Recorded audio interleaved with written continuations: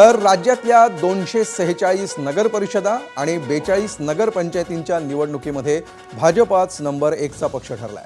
288 पैकी 120 जागांवर भाजपचे उमेदवार नगराध्यक्षपदी निवडून आले। यामध्ये 34 पैकी 32 जिल्ह्यांमध्ये भाजपचे नगराध्यक्षपदाचे उमेदवार विजयी झाले। केवळ नंदुरबार आणि हिंगोली जिल्ह्यात भाजपची पाठी कोरी राहिली आहे। भाजप पाठोपाठ शिंदेंची शिवसेना निकालामध्ये दुसऱ्या क्रमांकाचा पक्ष ठरलाय।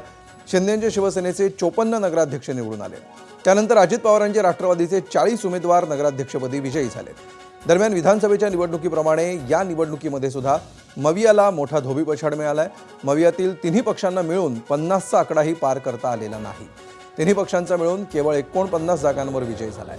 यामध्ये काँग्रेसला 34, ठाकरे सेनेला 8 तर पवारांचे 7 उमेदवार नगराध्यक्षपदी विजयी झाले।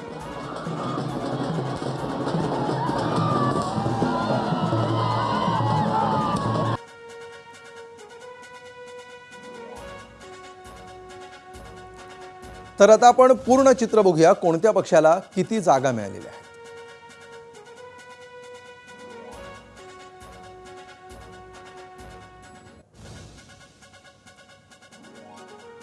बघा, 124 जागा मिळालेल्या आहेत भाजपला।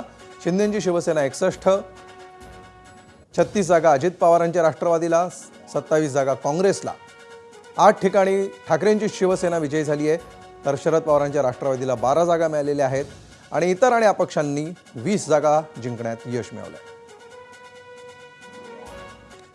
तर आजच्या या निकालानंतर मुख्यमंत्र्यांसह इतर नेत्यांनी काय प्रतिक्रिया दिल्यात बघूया।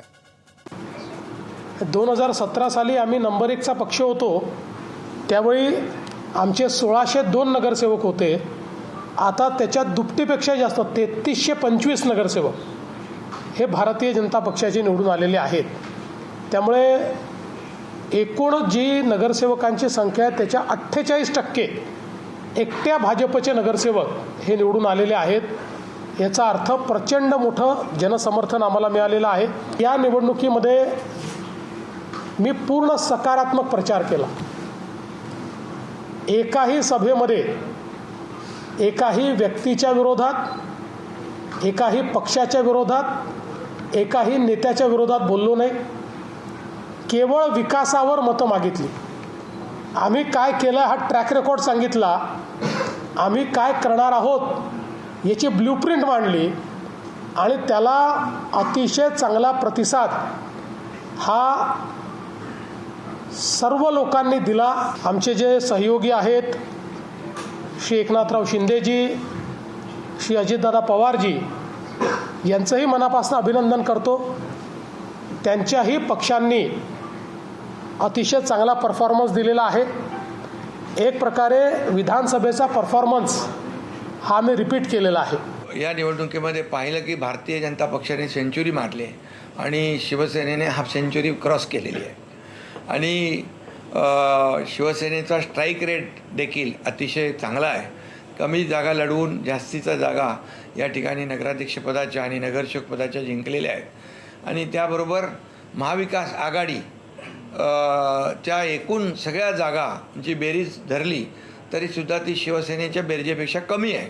30 कोटी बजेट असलेल्या नगरपालिकेवर भाजप आणि शिंदे 150 कोटी रुपये जिंकायला खर्च करतात। बजेट 30 कोटी आहे त्या नगरपालिकेचं आणि खर्च किती होतो ते 100 कोटी 150 कोटी। नगरपालिका निवडणुकीमध्ये आतापर्यंत कोणी प्रचाराला चार्टर फ्लाईट आणि हेलिकॉप्टर वापरले नव्हते। आम्ही ती कार्यकर्त्यांवर सोडल्या निवडणुका, पण इथे स्पर्धा सत्ताधारी पक्षातच होती। कोण पुढे जात आहे, स्पर्धा आमच्याशी नव्हतीच विरोधी पक्षाशी।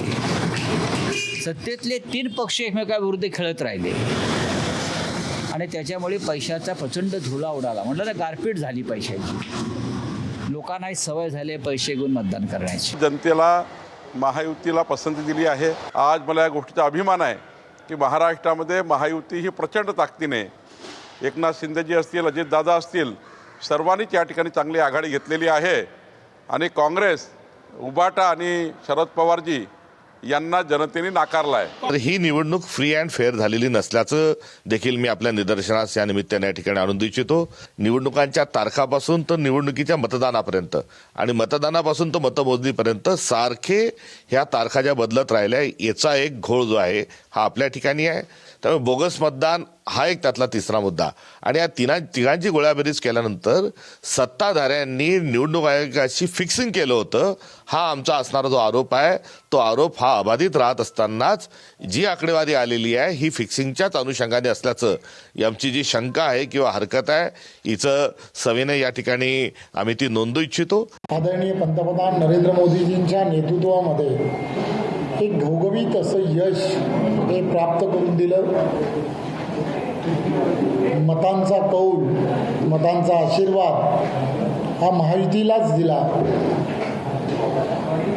आणि त्यामुळे महायुतीला स्पष्ट असं बहुमत हे विधानसभांच्या निवडणुकींना मिळालं.